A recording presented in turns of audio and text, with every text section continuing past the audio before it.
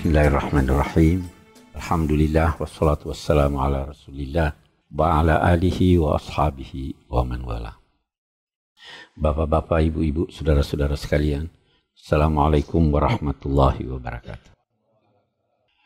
Seperti halnya di banyak masyarakat muslim, itu pemuda-pemudanya khususnya bingung. Ini Islam yang mana toh yang kita mau anut ini. Sehingga mereka mengusulkan yang dibicarakan itu pemikiran umat Islam masa lalu dan masa kini. Bagaimana ini pemikiran umat? Paling yang saya bisa bicarakan adalah pemikiran umat Islam masa lalu dan masa kini dari sisi aspek keagamaan. Sejak masa Nabi atau sesudah masa Nabi, ada lagi pemikiran yang berkaitan dengan hukum, fikih. Yang paling populer di kalangan sahabat yang berkaitan dengan fikih itu, menyangkut hal-hal yang baru, yang paling populer itu Sayyidina Umar. Luar biasa dia punya pemikiran tentang fikih. Ada suratnya yang sampai sekarang dinilai suatu naskah tentang hukum yang belum ada tandingannya sampai sekarang. Sayyidina Umar sangat hebat pemikirannya. Sehingga terkadang terkesan bahwa beliau mengeluarkan pendapat yang tidak sejalan dengan Nabi. Bahkan tidak sejalan dengan Al-Quran. Di Al-Quran misalnya, zakat itu bisa diberikan pada kelompok al-mu'allafa qulubuhum. Orang yang dijinakkan hatinya, yang jangan sampai ini bisa mengganggu kita, kasih dia. Kata Sayyidina Umar, masa saya tidak ada itu. Siapa yang mau ganggu kita, kita perangi dia. Sudah dianggap berbeda. Sebenarnya tidak harus dianggap berbeda. Tapi Sayyidina Umar ini memahami tujuan agama. Ada yang berkata, Sayyidina Umar berkata misalnya, Al-Quran menyatakan at-talaqu marratan fa imsakum bima'ruf aw tasrihun bi ihsan. Talak itu 3 kali. Talak masih boleh rujuk. Setelah waktu yang lain talak masih boleh rujuk. Talak lagi sudah tidak boleh rujuk. Talak 3. Kata Sayyidina Umar, ini di masa saya banyak orang main-main ini. Siapa yang mengucapkan pada istrinya talak 3, walaupun dalam satu majlis jatuh 3, biar dia belajar itu. Ngomong-ngomong. Itu sikap Sayyidina Umar. Zaman Nabi, kalau ada peperangan lantas wilayah musuh ditaklukkan, tanahnya dibagi-bagi. Zaman Sayyidina Umar tidak bisa dibagi-bagi itu tanah, itu milik negara. Karena dia bilang bisa habis tanah menjadi milik orang. Jadi pemikiran fikihnya itu sangat maju. Sayyidina Abu Bakar juga maju. Tetapi tidak sebanyak Sayyidina Umar. Karena masa kepemimpinan Abu Bakar cuma 2 tahun. Yang paling menonjol pada masa Sayyidina Abu Bakar adalah inisiatifnya menyuruh tulis Quran dalam satu mushaf. Nabi tidak tulis. Apa yang kita ingin ambil kesimpulan di sini sejak zaman sahabat menyangkut pemikiran, ada sahabat-sahabat Nabi yang mengemukakan pendapat-pendapat dari hasil pemikirannya yang terkesan, saya katakan terkesan, berbeda dengan sikap Nabi, berbeda dengan Al-Quran, tetapi itu diterima baik. Sayyidina Utsman juga punya ini. Sayyidina Utsman itu sebenarnya kalau sekarang dalam kondisi kita, orang bisa berkata sayang itu. Quran itu turun dengan 7 kosakata. Misalnya, inna syajarataz zaqqum ta'amul athim. Itu yang tertulis sekarang. Ada bacaan, inna syajarataz zaqqum ta'amul la'im. Ada bacaan, inna syajarataz zaqqum ta'amul fajir. Ini waktu sahabat-sahabat pergi ke Azerbaijan, bacaannya beda-beda. Kata Sayyidina Umar, ini tidak benar nih, bisa kacau. Pilih satu saja. Itu inisiatifnya. Jadi pemikiran itu dulu jalan. Tidak terhenti pada teks. Sahabat-sahabat punya murid-murid. Murid-muridnya ini atau sebagian sahabat itu bermukim di beberapa daerah. Ada yang di Medina, ada yang di Mekah, ada yang di Kufah, ada yang di Yaman, dan sebagainya. Murid-muridnya ini mengembangkan pemikiran hukum. Sampai kemudian timbul dua aliran. Ada aliran hadis. Itu Imam Malik. Wajar dia mengandalkan hadis karena di Madinah banyak sahabat yang hafal hadis. Bahkan Imam Malik menjadikan apa yang diamalkan oleh masyarakat Madinah itu menjadi sumber hukum. Di Irak, jauh dari Madinah, ada Abu Hanifah. Irak itu sudah terbiasa dalam menetapkan hukum menggunakan logika karena mereka dekat dengan Persia. Jadi Abu Hanifah mengandalkan akal. Lahirlah dua kutub pemikiran, ahlul hadis dengan ahlul ra'y. Murid-muridnya atau yang semasa dengan dia melahirkan pola-pola pikir yang sedikit banyak berbeda dengan yang lain. Lahirlah mazhab-mazhab. Lahirlah mazhab Malik, mazhab Syafi'i. Di sunnah yang terkenal 4 ya. Sebenarnya banyak selain 4 itu. Orang mungkin yang ini tidak mengenal bahwa ada mazhabnya Imam Bukhari. Ada mazhabnya Imam Bukhari. Secara umum dewasa ini yang banyak pengikutnya itu 8 mazhab. 8 mazhab. 4 mazhab Sunni. Ada mazhab Zaidiyah. Di Yaman banyak pengikutnya. Syiah Zaidiyah. Ada mazhab Ithna Asyariyah. Di Iran banyak pengikutnya. Merujuk kepada Imam Ja'far. Imam Ja'far itu gurunya Abu Hanifah. Ada mazhabnya. Ada pengikut-pengikutnya yang menganut pendapatnya atau mengembangkan pendapatnya. Ada mazhab Ibadiyah. Itu Ibadiyah ada sekarang di Oman. Itu tadinya kelompok Khawarij yang moderat. Nah, ini juga satu hal yang kita mau lihat. Mazhab-mazhab ini, bahkan sebelum lahirnya mazhab, itu ada peminat-peminat, pengagum-pengagum ini membuat argumentasi-argumentasi keagamaan untuk mendukung pendapatnya. Bahkan bisa jadi dia buat-buat hadis palsu. Ada seorang dari umatku bernama Muhammad bin Idris, itu lebih jahat dari iblis. Itu yang tidak mau pendapat Imam Syafi'i. Dibuatkan hadis. Dibuatkan hadis untuk memuji Abu Hanifah. Seandainya agama itu berada di bintang, maka yang dapat menjangkaunya adalah seorang dari Faris Abu Hanifah. Dibuatkan hadis-hadis. Ini yang musibah nih. Dan orang yang tidak faham seluk-beluk hadis itu dianggap ini Nabi bersabda begitu, ini begini. Jadi pemikiran dikuatkan dengan hadis-hadis. Aliran politik dikuatkan dengan hadis-hadis. Oke. Kita bicara mazhab-mazhab ini. Nanti berbeda. Mazhab-mazhab ini imam-imamnya sudah mempelajari Al-Quran, mempelajari dari guru-gurunya, sehingga mereka itu menciptakan kaedah-kaedah. Mereka memiliki sumber-sumber hukum. Disepakati sumber hukum itu Al-Quran dan Sunnah. Ya, ijma disepakati atau tidak? Mayoritas berkata ijma. Analogi? Tidak. Sudah mulai beda. Jadi saya berpendapat begini karena saya analogikan dengan ini. Ya, jangan pakai analogi. Tapi ini 4 secara umum diterima. Ada yang lain. Adat bisa menjadi sumber hukum atau tidak? Sudah beda. Ada yang berkata bisa, ada yang berkata tidak. Sudah beda pendapat. Ada yang dinamai al-masalihil mursalah.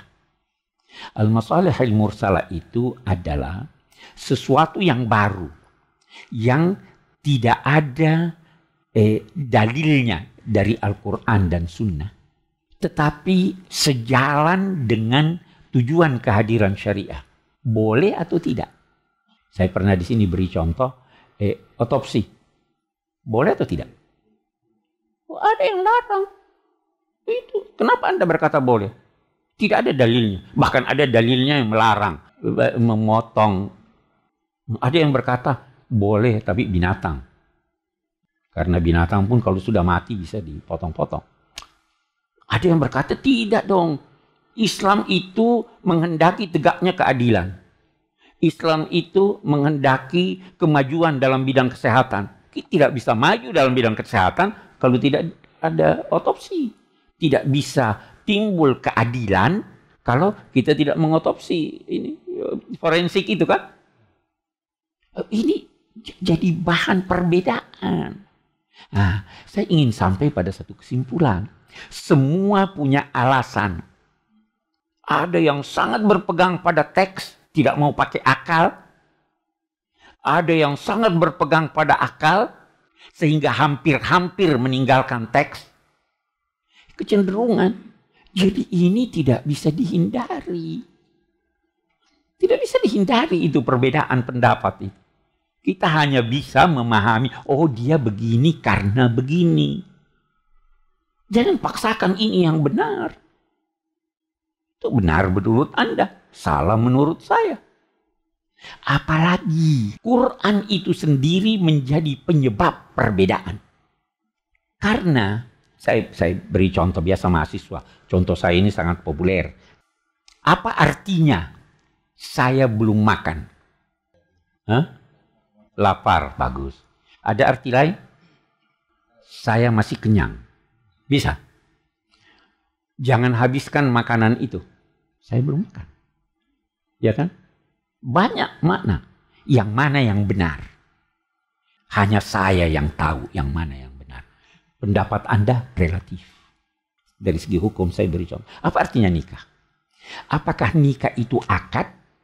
Atau nikah itu hubungan seks? Beda pendapat. Ketika dibaca firman Allah, wala tankihu ma nakaha aba'ukum. Jangan menikahi siapa yang dinikahi oleh bapakmu. Seandainya saya mengartikan nikah itu akad, kalau ada seorang bapak melakukan hubungan haram dengan seorang perempuan, hubungan seks, boleh ndak anaknya kawin dengan perempuan itu? Tidak ada akad. Boleh. Karena yang dilarang jangan menikahi perempuan yang sudah terjadi akad dengan dia. Tapi kalau saya berkata nikah itu adalah hubungan seks, haram dinikahi. Walaupun bukan jadi istrinya yang sah. Beda pendapat. Quru itu apa? Ada yang berkata haid, ada yang berkata suci. Semua. Apalagi satu susunan kata bisa Anda fahami secara hakikat, bisa Anda fahami secara majaz, metafor. Apa artinya tangan Allah? Yadullahi fawqa aydihim. Ada ulama-ulama sampai sekarang berkata Allah punya tangan, tapi tangannya tidak sama dengan tangan makhluk. Ada yang berkata jangan berkata Allah punya tangan, karena tangan di situ berarti anugerahnya atau kuasanya. Pengertian metafor. Tidak bisa dihindari. Kalau dalam perjalanan harus buka atau boleh buka? Quran berkata kalau kamu sakit atau kalau kamu dalam perjalanan maka hitung masa sakitmu, masa kamu dalam perjalanan dan ganti pada hari yang lain. Kalau begitu wajib dong tidak puasa. Kita disuruh perintah. Nah, kata yang lain, oh itu ada sisipan di situ. Apa sisipannya? Kalau kamu sakit atau dalam perjalanan dan ketika itu kamu tidak berpuasa. Nah, tambahan nih. Ada sisipan. Beda pendapat. Dua-duanya bisa benar. Kita kembali lagi kepada Rasul. Bagaimana Rasul dulu dengan perbedaan pendapat. Kalau Anda mau paksakan pendapat Anda. Bukan Islami itu. Itu pemikiran. Itu pemikiran masa lalu. Ada kaedah-kaedahnya. Itu ulama-ulama punya kaedah. Bahkan mereka meneliti setiap kata dalam Al-Quran artinya pasti ini kecuali ini. Mereka meneliti. Kalau ada perintah sesudah perintah itu ada larangan, lalu datang lagi perintah, maka perintah yang kedua ini setelah ada larangan itu bukan berarti wajib. Itu sudah punya kaidah. Kalau bertemu ini dengan ini, begini hasilnya. Ini ulama-ulama dulu punya jasa yang luar biasa. Kita kembali sekarang, saya ingin dewasa ini bagaimana? Dewasa ini saya ingin singkat. Dewasa ini kita bisa bagi menjadi 3 kelompok pemikiran umat Islam. Ada rumusannya kira-kira berpikir dengan cara lama dan menyampaikan hasil pemikiran yang lama. Cara lama menyampaikan hasil pemikirannya yang lama juga. Ada berpikir secara baru dan menyampaikan hasil pemikirannya yang baru juga. Kita ambil contoh yang pertama dulu. Yang pertama itu berkata begini, Nabi sudah jelaskan semua. Yang baik sudah dijelaskannya, yang buruk sudah dijelaskannya, sehingga agama ini sudah sempurna. Kalau begitu, kalau ada yang baru yang tidak dijelaskan Nabi, itu tidak boleh. Ada enggak sekarang begitu? Namanya, alhamdulillah. Kenapa begitu? Nabi pernah bersabda, generasi yang terbaik adalah generasiku. Sesudah itu generasi sesudahku. Sesudah itu generasi sesudahnya. Sesudah itu semua sudah buruk. Nah, kita ini sudah termasuk yang buruk. Ada pemikiran semacam itu. Ada pemikiran bertolak belakang dengan ini. Tidak usah pakai yang dulu. Itu kaidah-kaidah yang dibuat oleh ulama-ulama lama. Tidak usah pakai. Kita bikin kaidah baru. Sehingga produknya baru juga. Ini antara lain kaum liberal. Liberal juga bermacam-macam sih. Oh, dia pilih lah. Oh, cara barat begini, begini. Itu ada sekarang. Nah, yang ketiga ini adalah, yang ketiga kita lihat. Yang mempertahankan apa yang baik yang pernah didapati, dikemukakan oleh orang yang lalu, tetapi berpikir juga melihat untuk menciptakan sesuatu yang baru. Itu al-muhafazah al-qadimis salih wal-akhdhu. Nah, ini, jadi kita tidak harus mengambil, kita pakai kaedah-kaedahnya, karena mereka setengah mati menyusun itu, tetapi kita berpikir secara modern. Pikiran kita dipengaruhi oleh perkembangan zaman. Dulu ulama berkata, atau nabi, jangan ulama, saya ambil nabi. Siapkanlah kekuatan untuk menghadapi musuh. Nabi berkata, siapkan panah. Itu hadisnya Nabi. Ya kan? Saya berkata, sekarang tidak dong, jangan panah. Perkembangan ada. Nabi benar pada masanya. Beliau dipengaruhi oleh kondisi masyarakatnya. Dipengaruhi oleh perkembangan senjata. Sekarang kita mau siapin panah, mati konyol Anda. Jadi kita tetap berkata Nabi benar. Kita baca penjelasan Nabi. Ghairil maghdubi alaihim waladdallin. Ya kan? Apa tafsir Nabi? Al-Yahud wan Nasara. Oke, bagus. Itu benar pada masa beliau itu. Sekarang komunis masuk di mana nih? Bukan al-maghdub alaihim. Ya kan bisa. Anda harus perkembangkan pemikiran Anda. Tanpa kita persalahkan orang dulu. Kalau yang ini tadi semua salah itu sudah kuno itu tidak. Ada yang anak ini. Saya kembali, perbedaan pemikiran itu mutlak adanya. Tetapi seringkali perbedaan pemikiran itu bisa saling melengkapi. Kalau ada satu orang berkata begini, gajah itu binatang yang besar. Betul atau tidak? Kalau ada yang lain berkata, gajah itu binatang berbelalai. Betul atau tidak? Bisa saling melengkapi dong. Ada lagi yang berkata apa? Gajah itu memiliki gading. Ya. Semua benar. Dia saling melengkapi. Ada satu orang berkata, tongkat itu pegangannya halus. Tongkat itu ujungnya keras. Dua-duanya benar. Seringkali begitu. Itu yang saya katakan. Saya ada tulis di buku saya. Saya katakan ada yang berkata bahwa rukun iman itu 6, ada yang berkata rukun iman itu 5, ada yang berkata rukun iman itu 3. Semua bisa benar. Mari kita lihat. Rukun iman yang berkata 6, itu yang kita hafal. Allah, malaikat, rasul, kitab, hari kemudian, dan takdir. Yang berkata 5, dia tidak ambil takdir. Tetapi apa dia percaya takdir atau tidak? Dia percaya takdir. Ada takdir. Hanya dia tidak masukkan dalam rumusan rukun. Nah, yang berkata 3, kita lihat yang berkata 3. 3 rukun iman itu pertama percaya kepada Allah. Yang kedua, percaya kepada yang menyampaikan dari Allah. Yang ketiga, percaya pada hari kemudian. Kita mau lihat yang tengah ini, percaya kepada yang menyampaikan dari Allah. Siapa yang menyampaikan dari Allah? Malaikat. Siapa lagi? Kalau dia menyampaikan, pasti ada yang disampaikannya. Kita ketemu. Kenapa mau bertengkar? Seringkali begitu. Oh, dia percaya begitu, itu keluar dari Islam itu ini.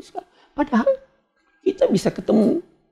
Nah, itu sebabnya orang yang sempit wawasannya sangat berbahaya.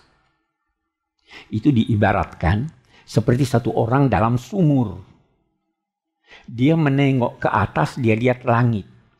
Dia pikir langit itu seluas mulut sumur. Tapi coba dia keluar dari sumur. Dia lihat langit bagaimana. Yang sempit ini yang paling susah. Sempit pikirannya, hanya satu yang dia tahu, yang satu itu lagi salah. Ini sekarang ada yang seperti itu. Mestinya dia keluar dari sumur, mari kita diskusi. Mari kita belajar. Quran itu mengajarkan, sampaikanlah kepada lawan diskusimu bahwa boleh jadi kamu yang benar, boleh jadi saya yang salah.